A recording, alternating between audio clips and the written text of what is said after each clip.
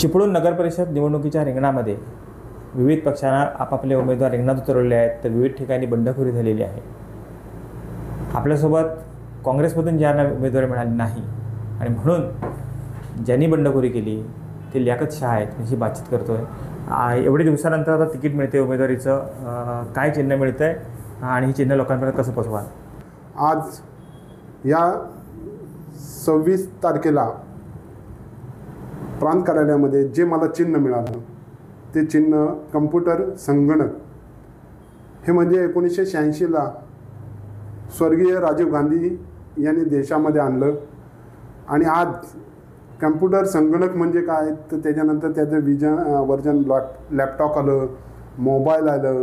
हे जे सगळं आहे हे प्रगती विकास याकडे जाणारे हे चिन्ह आहे. विकास स्वच्छता हे सगळे संगणकामध्ये गुण आहेत आणि हे सर्व चिपळूणची जनता ओळखून आहे आणि त्यामुळे संगणकासमोर हा झाला चिन्हाचा विषय. चिन्ह तुम्हाला मिळालेलं आहे, चिन्ह लोकांपर्यंत पोहोचवणार आहात. पण अपक्ष उमेदवार लढताय, अपक्ष उमेदवाराला लोकांनी का स्वीकारावं, काय सांगा?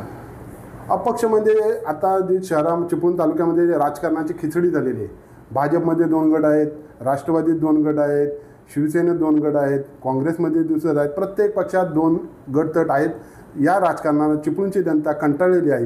गेले 30 वर्ष जे प्रस्थापित आणि जे नेते चिपळूण शहरावर राज्य करतात त्यांनी चिपळूण शहरामध्ये एक सत्ता बघली आहे. त्यांनी चिपळूण शहरासाठी काय काय विकास केला हे ते सांगू शकत नाहीत. तुम्ही सगळं म्हणताय, पण अपक्ष उमेदवार लढताय, अपक्ष उमेदवाराला लोकांनी का स्वीकारावं, काय सांगा? अपक्ष म्हणजे आता जे चिपळूण तालुक्यामध्ये जे राजकारणाची खिचडी झालेली आहे. भाजपमध्ये 2 गट आहेत, राष्ट्रवादीत 2 गट आहेत, शिवसेनेत 2 गट आहेत, काँग्रेसमध्ये दुसरं आहेत. प्रत्येक पक्षात 2 गटतट आहेत. या राजकारणाला चिपळूणची जनता कंटाळलेली आहे. गेले 30 वर्ष जे प्रस्थापित आणि जे नेते चिपळूण शहरावर राज्य करतात त्यांनी चिपळूण शहरामध्ये एक सत्ता बघली आहे. त्यांनी चिपळूण शहरासाठी काय काय विकास केला हे ते सांगू शकत नाहीत. जर चिपळूण शहराला आपल्याला नवीन दिशा, नवीन विकास याकडे जायचं असेल तर आपल्याला सर्वसामान्य लोक एक विचार करत आहेत की अपक्ष म्हणून ते काही भाजपची लोक आहेत, कारण कॅन्डिडेटवर नाराज आहेत.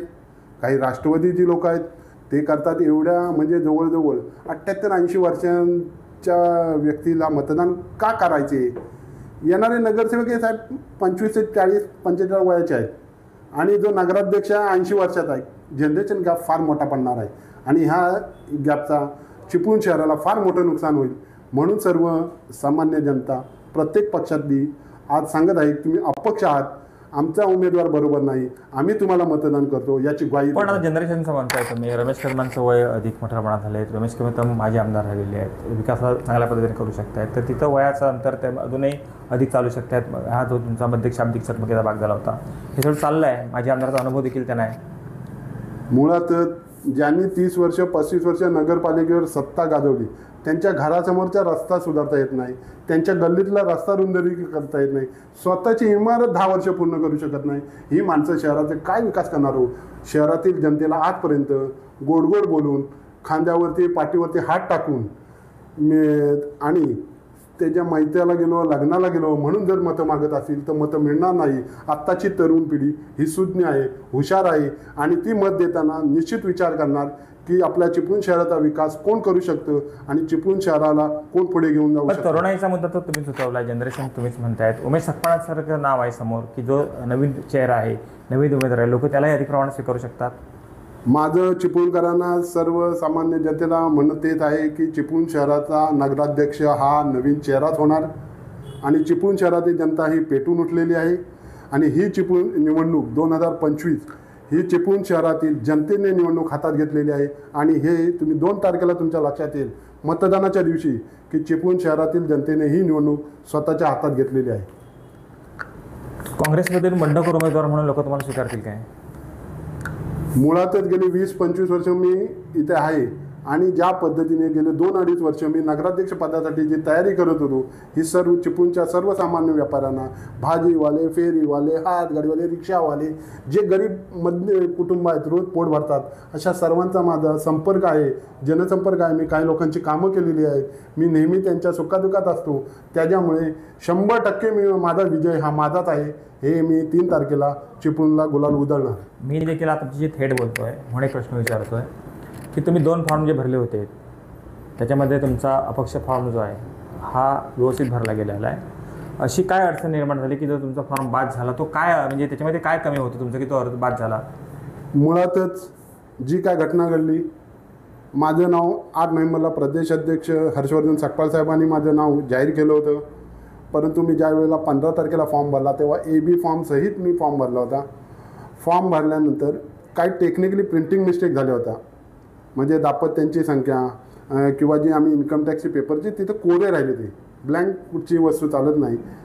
त्या प्रिंटिकल आम्ही जेव्हा फॉर्म भरला तेव्हा आम्हाला कॅम्प्युटरवर समोर दिसलं, पण प्रत्यक्षात जेव्हा प्रिंट काढली तिथं काय ठिकाणी रिकामे राहिल्यामुळे म्हणजे फॉर्म भरताना त्रुटी होत्या त्याच्यामध्ये थोड्या प्रमाणामध्ये, ह्या दुरुस्त करता आल्या असत्या काय? नाही, एकदा त्या त्रुटी आपण फॉर्म भरल्यानंतर दुरुस्त करता येत नाही. पण मी पुन्हा 17 तारखेला ऑफलाईन फॉर्म भरला होता आणि त्याबरोबर एक अपक्ष फॉर्म भरला होता. मला की आपण पक्षाचा एक AB फॉर्म असतो आपल्याजवळ आणि आपल्याजवळ फॉर्म भरायचा असतो आणि त्यावेळेला आपल्याकडून तो अपूर्ण भरला जातो. आपण तर दिग्गज आहात, आपल्यासोबत मोठी माणसं आहेत, आपल्यासोबत हुसेन दलवाई आहेत, अशा उपस्थितीमध्ये आपण फॉर्म भरतो आणि तो फॉर्म भरताना चुकतो. म्हणजे मुळात ही प्रिंटिंग मिस्टेकची त्रुट झालेली आहे, कोणत्या ह्याची चूक झालेली नाही. मुळातच दुसऱ्या उमेदवाराला AB फॉर्म दिला नसता, तो काँग्रेसचा उमेदवार एकच असता आणि त्याची निशाणी हात ही फिक्स झाली असती. हा सर्व केलेला षडयंत्र आणि कारस्थानच आहे. काँग्रेसला उमेदवारी जी दिलेली आहे दुसऱ्याला, हा झाला उमेदवारी कोणाकोणाला द्यावी हा काँग्रेसच्या संबंधातला विषय झाला. त्या संदर्भात तुम्ही पक्षात असताना देखील तुम्ही आपल्यावरती अन्याय झाली ही गोष्ट मांडू शकता. थेट तुम्ही निवडणुकीच्या रिंगणामधून बाहेर पडलेला आहात आणि अपक्ष उमेदवाराला तुम्हाला असं वाटलं नाही का की काँग्रेस पक्षासाठी आपण इतके वर्ष काम केलेलं आहे, आपल्यावरती अन्याय झालेला आहे, पण पक्षासाठी आता आपण त्या रिंगणातून माघार घ्यावी आणि त्याच्या संदर्भात संघर्ष करावा आणि पक्षाचं टिकून राहावं, असं काय वाटलं नाही? मुळातच मला पक्ष म्हणजे तालुकाध्यक्षपदाचा राजीनामा देताना फार दुःख झालं. पण तुम्ही जे काय म्हणताय, गेले 15-20 वर्ष शहरामध्ये कोण काम करते काँग्रेसचं? सुधीर शिंदे काल शिंदे गटात होते, कधी शिवसेनेत जातात. अशा कोणाही उमेदवाराला प्रश्न तो नाही. माझा प्रश्न हा आहे, कोणाला उमेदवारी द्यायची कोणाला उमेदवारी नाही द्यायची काँग्रेसचा निर्णय होता. तो तुम्ही जो फॉर्म भरलेला आहे त्या फॉर्ममध्ये त्रुटी झाल्या, तुमचा बाद झाला असेल, परंतु निवडणुकीच्या रिंगणामध्ये असताना तुम्ही काँग्रेसवासी म्हणता, आजही तुम्ही स्वतःला काँग्रेसवासी समजता. अशा परिस्थितीमध्ये काँग्रेसच्या उमेदवारांचा अधिकृत प्रचार करण्यासाठी, काँग्रेसचे जे अन्य उमेदवार त्यांचा अधिकृत प्रचार करण्यासाठी महत्त्वपूर्ण जबाबदारी तुम्ही घेऊ शकला असतात, तुम्ही अपक्ष फॉर्मचा मागे घेऊ शकला असतात, ह्याच्याबाबत तुम्ही कायदेशीर लढाई किंवा तुमच्या ते अन्याय झाला त्याची कारवाईची भूमिका ती मांडू शकला असतात. परंतु तो मुद्दा जो आहे तो तुमच्या हातातून निसटला गेला आहे. आज रोजी जर तुम्ही अपक्ष उमेदवार जर मागे घेतला असता तर कदाचित तुम्ही नगराध्यक्षाच्या रेसमधून बाहेर पडला असतात, पण निष्ठावंत काँग्रेसी म्हणून त्यांच्या पाठीमागे ठाम उभे राहिला असतात आणि पक्षामध्ये सुद्धा राहिला असतात. मुळात आपण जे बोलताय, मी खरा निष्ठावंत काँग्रेस होतो आहे, पण आज चिपळूण शहराच्या जनतेच्या बाबतीत मला कोणताही पक्ष नाही साहेब. आज मी अपक्ष म्हणून मैदानात आहे. माझी लढाई ही निवडणूक जनतेनं हातात घेतलेली आहे. आता हे 10 उमेदवार आहेत, यांना शब्द मी दिलेला आहे आणि त्यांना निवडून आणण्याची जबाबदारी मी घेतलेली आहे. पक्ष हा विषय नंतर आपण करू. कारण काय माहिती आहे काय, तुम्ही असा एक विचार करताय की काँग्रेसचे नगरसेवकच नगरात किंवा जे मतदार आहेत तेच मतदान करणार का? नाही, मला भाजपचे नगरसेवकसुद्धा किंवा त्यांचे मतदारसुद्धा मला मतदान करणार आहेत ना. त्यांना थेट हे आहे, जर एखाद्याला उमेदवार त्यांचा आवडला नाही, पसंत नसेल किंवा त्यांचे काय पटत नसेल तर मतदान करू शकतात. मला काय फक्त काँग्रेस म्हणून मतदान मिळणार नाही. भाजप असेल, शरदचंद्र पवार गट असेल किंवा अजित पवार गट असेल, शिवसेना उभाटा असेल, शिंदे गट आहे, बरेच लोकांमध्ये नाराजी आहे. मला ते मतदार जे आहेत ते काय मलाही मतदान करू शकतात. म्हणून नगराध्यक्ष हा थेट जनतेतून आहे, याचा फायदा नक्की होणार. आता इथं वेगळ्या प्रश्नावरती सुधीर शिंदेच्या विषयावरती की सुधीर शिंदे हे काँग्रेसचे अधिकृत उमेदवाराद्वारे झालेले आहेत, त्यांना जे मतदान होणार आहे, त्यांना पक्षाचं सिंबल मिळालेलं आहे, हे मतदान किती होईल असं वाटतं तुम्हाला? मुळातच सुधीर शिंदे यांना 1500 मताच्या खाली मतदान होईल. सगळ्यात 6 नंबरला ते असतील. कारण तुम्ही आज ही जनता सुज्ञ आहे, सगळं राजकारण खडा सगळं जनतेला कळत आहे. तुम्ही काय केलेलं आहे. मुळातच ह्यांना प्रचारच करता येत नाही. हे रिक्षातून बाहेर उतरू शकत नाही. दिवसाला 22-22, 25-25 गोळ्या घालायला लागतात. कसं पोचणार जनतेपर्यंत? तुम्ही पोचायला माध्यम तरी पाहिजे किंवा मतदारांपर्यंत काम केलं. जेव्हा तुम्ही दोन्ही वेळा नगरसेवक होतात, काय छाप शहरावरती पाडली? शहरामध्ये तुमची प्रतिमा काय आहे? कोणत्या पद्धतीने कामं केली? कोणाचं भलं केलं आहे?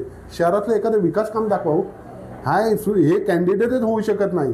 ह्यांना उमेदवारी जी दिली हा षडयंत्राचा भाग होता, नाही तर हे काँग्रेसचे कॅन्डिडेटच नाही.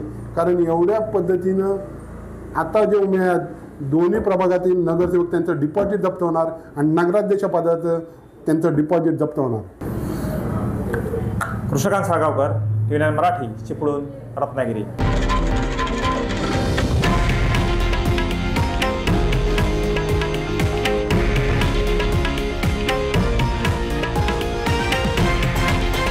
हे आहे देशातील नंबर 1 न्यूज नेटवर्क आणि आपण पाहत आहात TV9 मराठी, एकमेव.